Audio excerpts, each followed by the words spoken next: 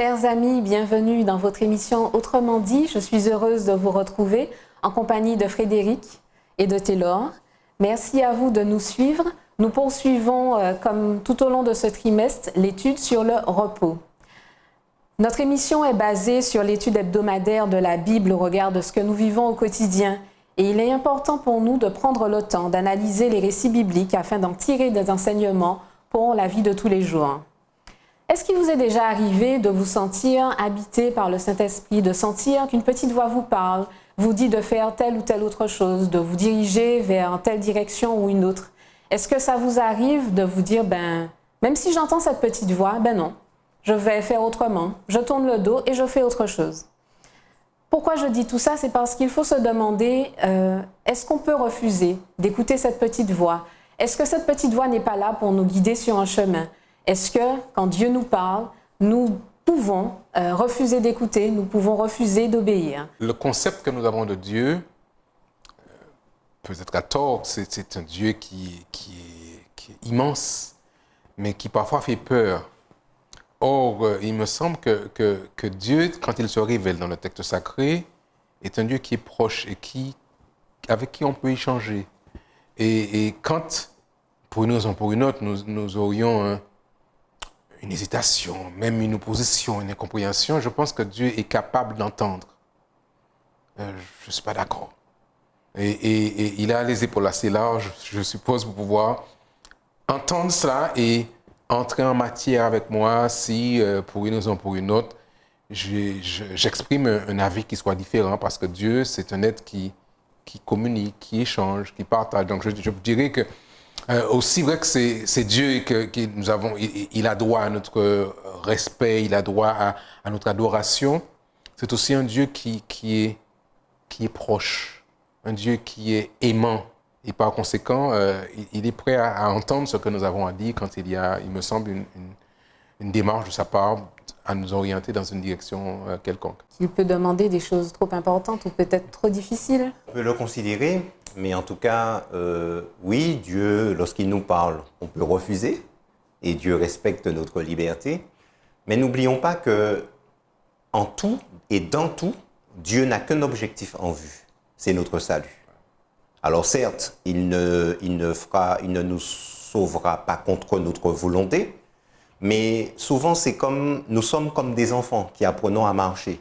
L'enfant, lorsqu'il fait la première tentative et qu'il tombe, il ne dit pas « bon, j'abandonne, je laisse tomber ». Il va se relever et il va tituber, il va tomber, il va se cogner la tête jusqu'à ce qu'il marche droit. Et en fait, nous sommes dans cette démarche avec Dieu, et Dieu, il nous considère comme des enfants parce que nous le sommes, parce que nous ne comprenons pas toujours tout ce qui nous entoure, tout ce que nous voyons, et parfois nous refusons parce que nous ne comprenons pas convenablement. Parfois nous refusons parce que nous avons également une mauvaise compréhension de qui il est, de ses objectifs, de ses buts. Parfois nous refusons parce que tout simplement nous n'aimons pas comme Dieu aime. Et en fait, Dieu, il insiste. Et il nous met dans une démarche d'apprentissage jusqu'à ce que par nous-mêmes, nous acceptions ce qu'il avait voulu dès le départ pour nous. Merci messieurs. Voyons tout de suite ce que nous dit la Bible. Beaucoup ont été appelés à servir Dieu. Tout au long de la parole de Dieu, nous voyons justement que des hommes et des femmes ont été appelés à le servir, des personnes qui ne se sentaient pas forcément dignes, qui pensaient ne pas être capables de pouvoir accomplir la mission que Dieu voulait leur confier. Mais Dieu nous donne l'assurance qu'il nous aide. Et nous allons nous arrêter sur l'histoire de Jonas. Jonas qui a été appelé à pouvoir porter le message aux habitants de Ninive. Est-ce que vous pouvez m'en dire quelques mots? Jonas, présenté comme prophète. Le prophète, nous le rappelons, c'est très important de le rappeler, le prophète, c'est celui que Dieu appelle. Un prophète ne s'intronise jamais prophète de lui-même, mais c'est celui que Dieu appelle pour apporter une parole à ses contemporains. Ça peut être une parole d'encouragement, ça peut être une parole de répréhension, ça peut être une parole d'avertissement. Et dans le cas de Jonas, c'était d'aller dire aux habitants de Ninive, qui sont les Assyriens de l'époque, et il est important de comprendre qui sont les Assyriens, un peuple cruel qui a responsable d'exactions les plus les plus exécrables dans le monde et qui a aussi beaucoup affecté le peuple d'Israël. Et des Israélites comme des Hébreux comme Jonas qui détestent au plus haut point les Ninivites. Et voilà que Jonas se retrouve chargé de porter une mission, une parole d'avertissement, de changer d'attitude. Parce que si vous ne changez pas d'attitude, repentez-vous. Parce que si vous ne changez pas d'attitude, vous serez détruits. Comment un prophète peut avoir une telle attitude, en fait, de ne pas vouloir? Bon, je prends que, enfin, ce que disait Frédéric est tout à fait important à comprendre. Dans le contexte de la relation entre les Hébreux et Ninive, il y avait une aversion réelle. Donc, tout en étant prophète, il n'en est pas moins hébreu, avec la connaissance de ce que son peuple a subi sous l'autorité des Ninivites. Donc, il y avait une sainte colère, si je peux utiliser l'expression. Donc, en fait, et en plus, d'ailleurs, les Hébreux considéraient tout ce qui n'était pas hébreu comme étant impur, qui n'était pas caché. Il y avait une distance entre eux. Et voici que maintenant Dieu l'invite à aller vers ce peuple qu'ils ont en horreur. Et l'attitude de Jonas est assez singulière, parce qu'en fait, quand on voit sur la carte, là où se trouve Ninive, et la destination qu'il prend, c'est vraiment, il a été en Espagne. Alors, il s'est vraiment écarté de manière lointaine de la destination prévue par Dieu, de peur qu'on ne se trompe. Donc il a vraiment posé un acte en disant « je ne partage pas cet avis, je ne vais pas aller vers ces gens-là ». On nous raconte que Jonas a tourné le dos, il n'a même pas discuté avec Dieu, il est parti. Ouais. Qu'est-ce qui s'est passé ensuite? Alors ensuite, c'est que le texte dit, dans le bateau, il part et puis il va en cale, il dort. Jonas, c'est une attitude qui est assez intéressante parce que Jonas semble être en paix.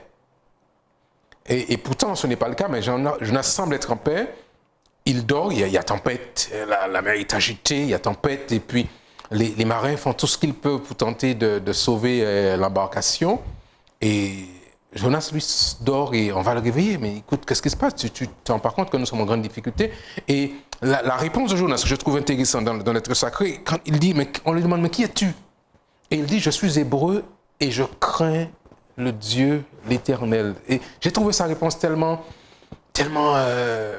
surprenante de ce que dans cette situation, il veuille quand même faire référence à ses origines, au Dieu qu'il craint. Or, il est en fuite face à une injonction de la divinité. Alors, est-ce qu'on peut vraiment considérer qu'il était en paix? Il fuyait, il n'était pas en paix. Alors, en général, celui qui s'enfuit, c'est qu'il n'est pas en paix, c'est parce qu'il a quelque chose à se reprocher. Et j'aime bien ce verset 3. Et Jonas se leva pour s'enfuir à Tarsis, loin de la face de l'Éternel. Alors, Jonas chapitre 1er au verset 3, ce qui me frappe là, déjà, c'est qu'il s'enfuit, mais c'est le loin de la face de l'Éternel. Peut-on s'enfuir loin de la face de l'Éternel? Parce que nous découvrons dans la parole commence par ces mots, au commencement, Dieu. Moïse, qui est l'écrivain des 5 premiers livres de la Bible, nous présente ce Dieu, et d'ailleurs, c'est un témoignage de l'esprit de la prophétie, où le Saint-Esprit va lui raconter ce qui s'est passé au départ, et lui raconter cette création extraordinaire dont Dieu est l'auteur. Et Dieu qui est l'auteur et qui est partout, donc on ne peut pas s'enfuir loin de la face de l'Éternel, le rattrape, même si, alors tu disais, Taylor, sur la carte, il va à l'opposé, mais l'Éternel, il est le Dieu de ce monde, il est le Dieu de la carte, et je sais très bien où tu te trouves, et je vais utiliser les éléments que j'ai créés contre toi, enfin, pour te ramener à pas contre toi, mais pour te ramener à la raison. Et l'Éternel fait se lever, il est bien, le texte biblique dit, mais l'Éternel au verset 4 fit souffler sur la mer un vent impétueux, et il s'éleva sur la mer une grande tempête.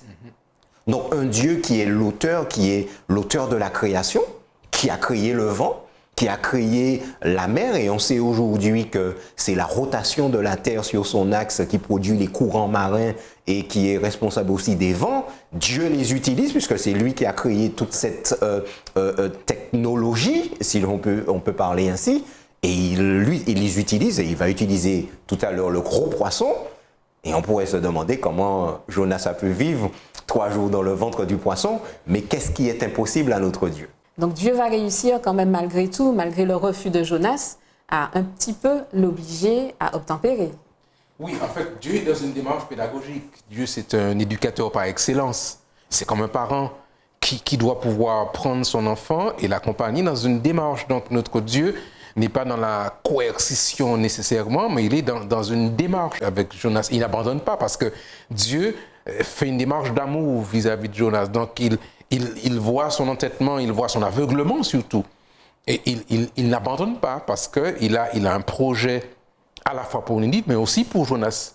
Et dans sa démarche, il veut accompagner Jonas jusqu'à ce que celui-ci se rende compte de son aveuglement, de son errement, parce qu'il s'oppose à la volonté, au plan que Dieu a pour lui. Mais pourquoi Dieu a insisté avec Jonas? Il aurait pu faire appel à quelqu'un d'autre. J'ai presque envie de dire pourquoi pas Jonas, parce qu'en fait, Dieu aime Jonas.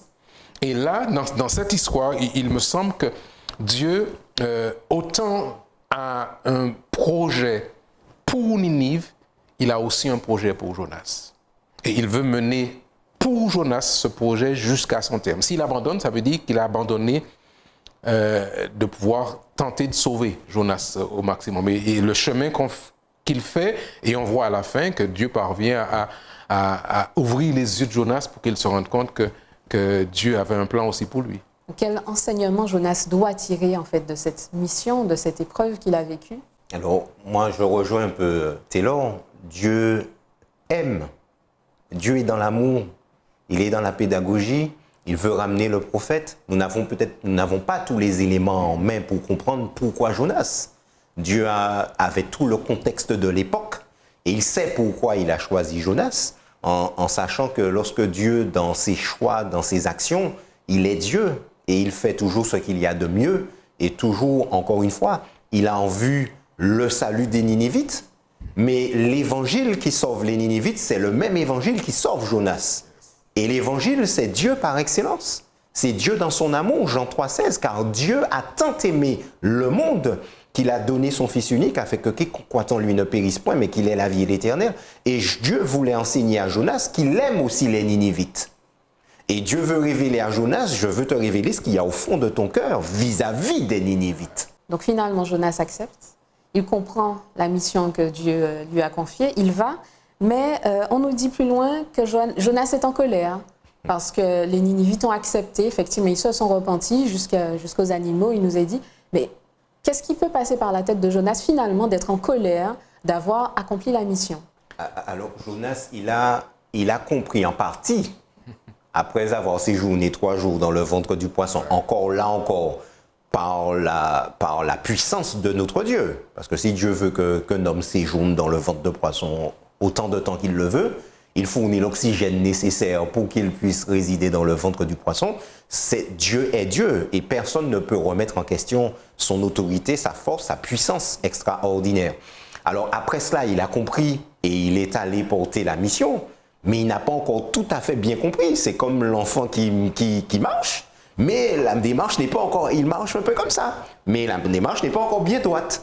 Alors Jonas, il titube encore, il va porter le message, mais il y a encore au fond de son cœur cette pensée pour les Ninivites que Dieu veut assainir.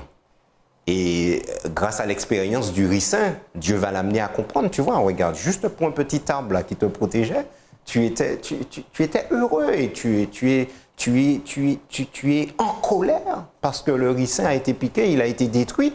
Et moi, je n'aurais pas pitié de 120 000 hommes dans une ville qui ne distingue ni leur droite ni leur gauche.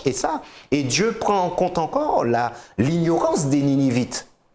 Et par rapport à ce message d'amour, de repentance qu'il leur envoie, et non seulement ces hommes, mais Dieu précise qu'il y avait aussi des animaux en grand nombre, montrant par là que Dieu aime sa créature jusqu'aux animaux. Il ne prend pas plaisir à détruire des êtres humains et encore moins des animaux.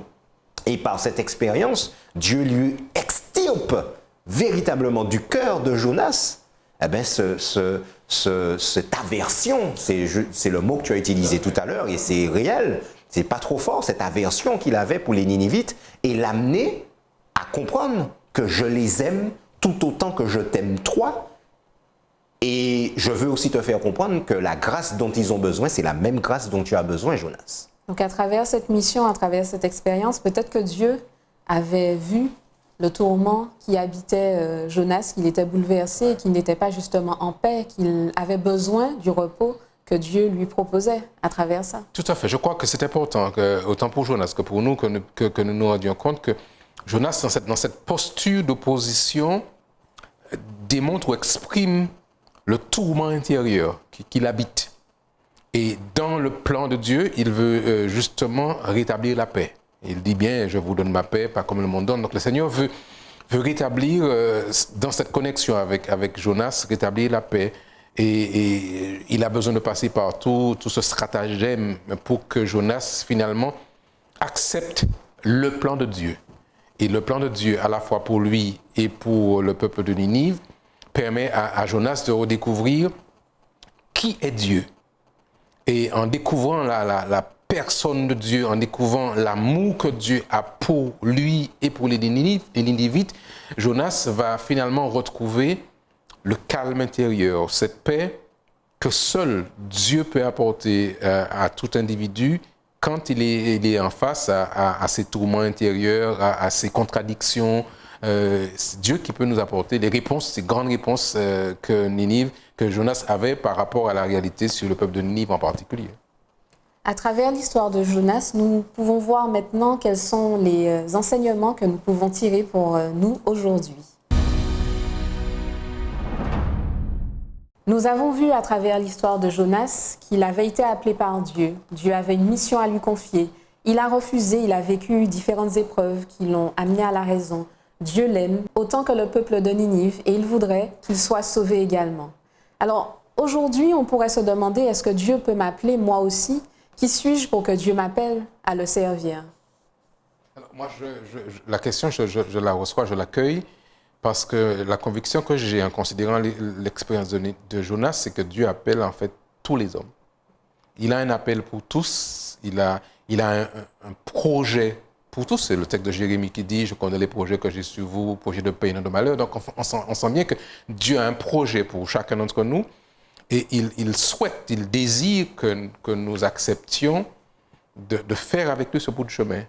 Et l'expérience de Jonas devrait nous aider à être réceptif au plan que Dieu a mis en place dans sa stratégie pour nous sauver, puisqu'il veut tout simplement nous sauver. Si je décide de faire comme Jonas et de refuser, est-ce que je vais vivre autant de tribulations que Jonas? Tout dépendra de où je vais fuir. Jonas a fui sur la mer, il a été englouti par un poisson. Si je fuis sur la terre, je ne sais pas ce que Dieu va utiliser. Alors, il est le maître des éléments, je ne sais pas ce qu'il va utiliser. Mais en tout cas, quand on considère l'histoire du peuple de Jonas, le peuple juif, ta question était de savoir est-ce que Dieu peut m'appeler? Dieu appelle, et là je rejoins Taylor, tous les hommes. Et Dieu veut sauver l'humanité à travers des êtres humains, d'accord, déchus, qui ne valent pas mieux que ceux que Dieu veut sauver. Mais ce qui change dans notre vie, c'est la rencontre avec Dieu. Ce repos auquel Dieu nous destine, ce repos que nous pouvons déjà vivre avec lui sur cette terre.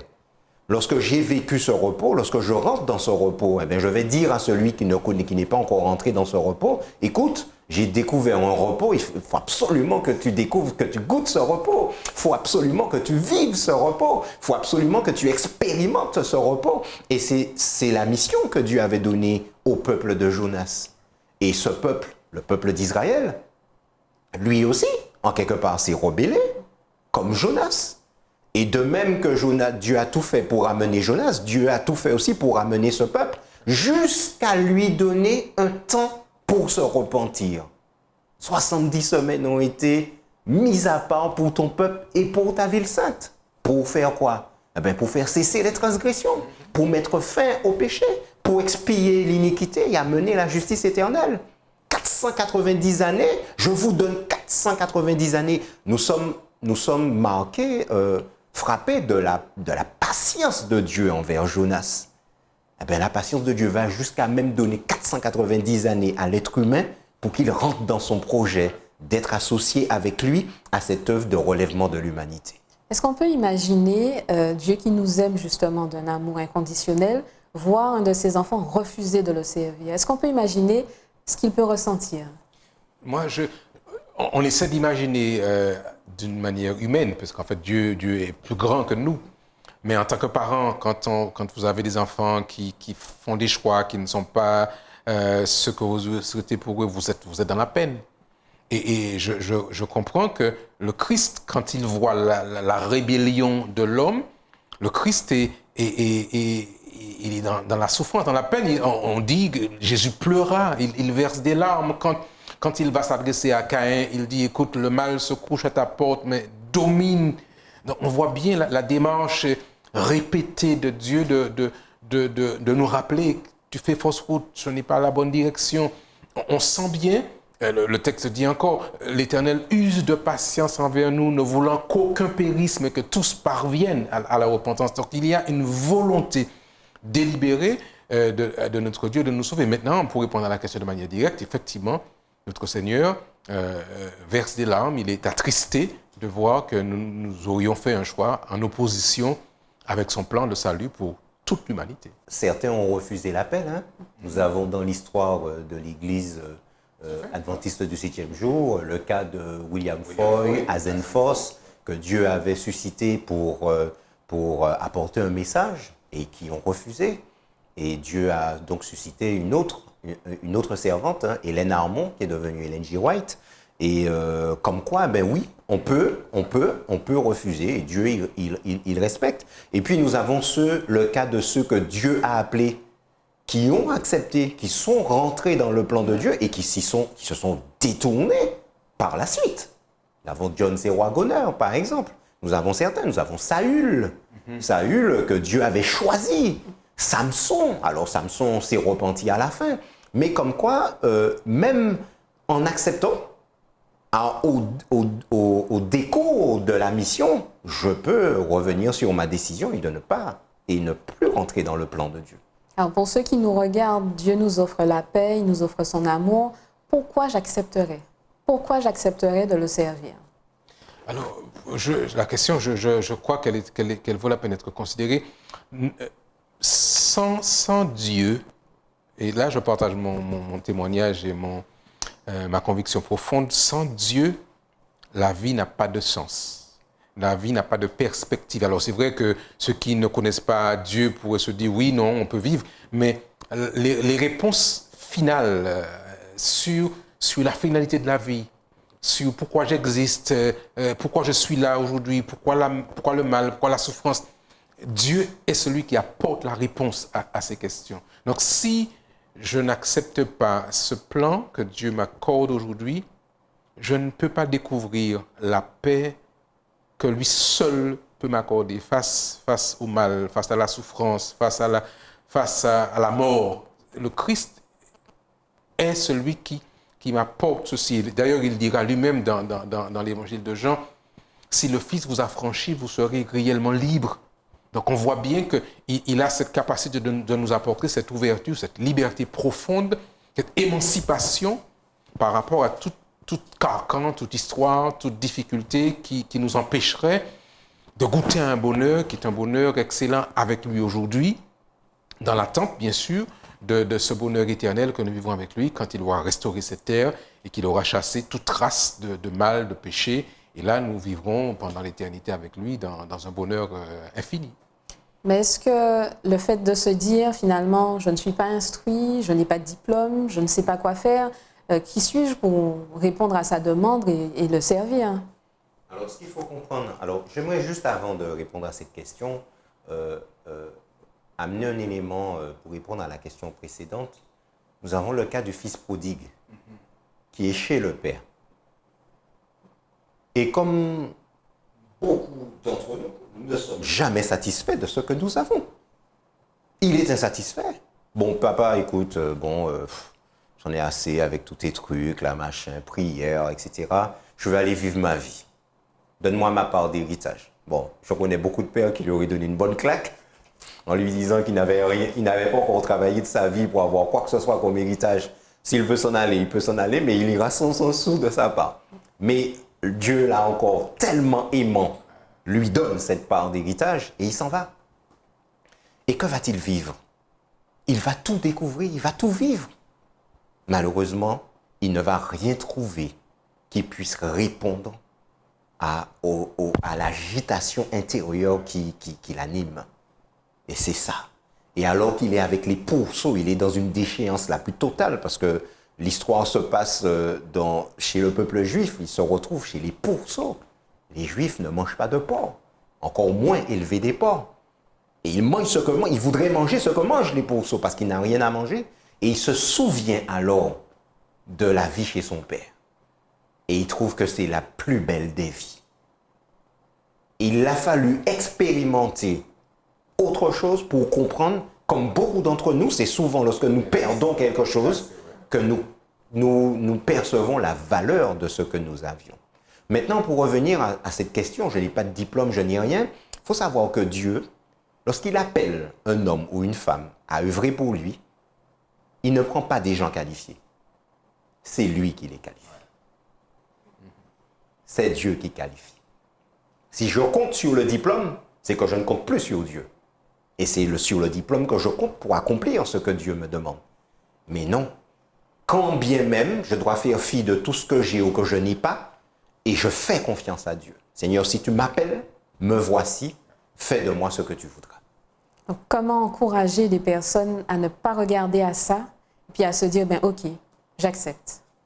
Je crois que l'individu doit, et en fait, quand tu dis comment encourager, nous avons nous-mêmes, dans ce partage d'expérience avec cette personne,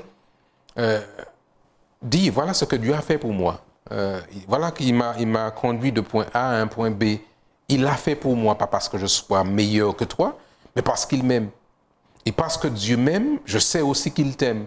Et fais avec lui une expérience, fais un bout de chemin avec lui, et tu verras que ça vaut la peine de pouvoir accorder à Dieu du temps, passer avec lui des moments d'intimité, et tu verras qu'il fera avec toi et pour toi de grandes choses. Donc je crois que très souvent, notre témoignage est un élément important pour accompagner ou aider quelqu'un à passer de cette phase d'hésitation à la phase où je veux cheminer avec lui et vivre une expérience nouvelle. Alors, quelle doit être notre attitude par rapport à ceux qui ne connaissent pas Dieu? Tu disais justement que tu témoignes, tu vas expliquer ce que Dieu a fait pour toi. Donc, d'une façon générale, quelle attitude nous devons adopter pour tous ceux qui ne connaissent pas Dieu? De manière générale, je dis qu'il nous faut apprendre à aimer comme Dieu aime. Quand je n'aime pas quelqu'un ou quand il n'y a pas quelque chose de sincère, de naturel, il n'y a pas de relation. En fait, donc, ce que je vais dire, ce sera plus du discours. Quand par contre, j'ai pour cette personne un intérêt réel et légitime, il le ressent. Il comprend que je m'intéresse à lui. Alors, ce que je vais dire va faire sens parce que je m'intéresse à cette personne. Et je crois qu'il est important dans la démarche, nous chrétiens qui aimeront partager avec d'autres ce que nous avons, c'est que nous ayons au départ un vrai sentiment, un intérêt pour cette personne. Et quand c'est le cas, alors le reste se vit parce que la personne comprend que cette personne s'intéresse à moi de manière normale, naturelle. Je voudrais rajouter aussi que il faut que nous prions aussi demander à Dieu de nous donner l'amour des âmes, l'amour des autres, d'apprendre à aimer comme il aime. C'est difficile d'aimer celui qui nous fait du mal, mais seul l'amour de Dieu l'amour de Dieu en nous peut nous amener à aimer l'autre. Et nous avons le suprême exemple en celui de Jésus qui, sur la croix, alors qu'il agonise, « Père, pardonne-leur » parce qu'ils ne savent pas ce qu'ils font. Ça, c'est l'exemple suprême d'un amour extraordinaire, l'amour agapé, celui qui aime malgré le mal que tu pourrais me faire. Et seul Dieu peut nous donner un tel amour. Sans un tel amour, ce n'est pas possible d'apprendre à aimer les autres. Lorsque l'homme s'est approché de Jésus, lui a demandé « Que dois-je faire pour hériter la vie éternelle ?» Jésus lui avait répondu « Tu aimeras, que dit la loi ?» Et le premier commandement, tu aimeras le Seigneur ton Dieu de tout ton cœur, de toute ton âme, de toute ta force et de toute ta pensée. Et le second qui lui est semblable, tu aimeras ton prochain. Donc l'amour que nous avons pour notre Dieu, c'est un amour pratique. Et la manifestation de cet amour pratique, c'est l'amour du prochain. Je retiens que Dieu est un Dieu d'amour, un Dieu qui nous appelle au repos, à l'apaisement. Il veut nous aider à taire nos agitations intérieures afin de jouir de la grâce qu'il nous offre. Il attend de nous que nous aimions notre prochain comme il nous aime, autant qu'il nous aime.